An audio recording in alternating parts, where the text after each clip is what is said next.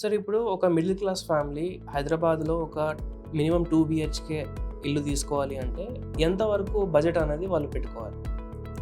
అంటే ఇది వేరే ఏరియాని బట్టి డిపెండ్ అయి ఉంటుంది.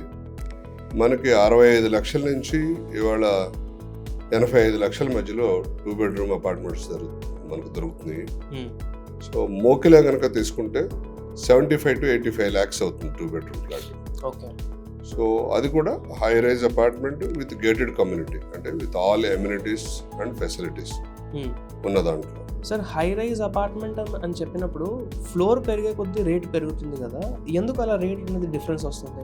అంటే మనము ఒక G+1 ఇల్లు కట్టాలంటే మనం వేసే ఫౌండేషన్, మనం వాడే స్టీలు క్వాంటిటీలు తేడా ఉంటాయి. హ్మ్. అలాగే 5 ఫ్లోర్స్ కట్టాలంటే ఒక రకమైన డిజైన్ ఉంటుంది. హ్మ్. ఎప్పుడైతే హై రైజ్ వెళ్తామో నెంబర్ ఆఫ్ ఫ్లోర్స్ పెరుగుతుంటే దానికి తగ్గట్టు మనం కింద స్ట్రెంత్ ఇవ్వాలి. ఓకే.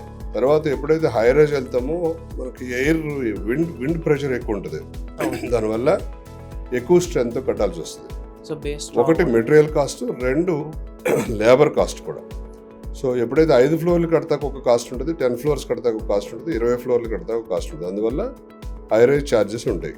కానీ హై రైజ్ ఎందుకు ప్రిఫర్ చేస్తారంటే ఇవాళ ఈ స్కై క్రీపర్స్కి ఎక్కువ మంది ఇంట్రెస్ట్ చూపిస్తారు. ఎందుకంటే మంచి గాలి వెలుతురు రావటమే కాకుండా ఒక సర్టెన్ హైట్ వెళ్ళిన తర్వాత మనకు పొల్యూషన్ లెవెల్స్ కూడా తగ్గిపోతాయి.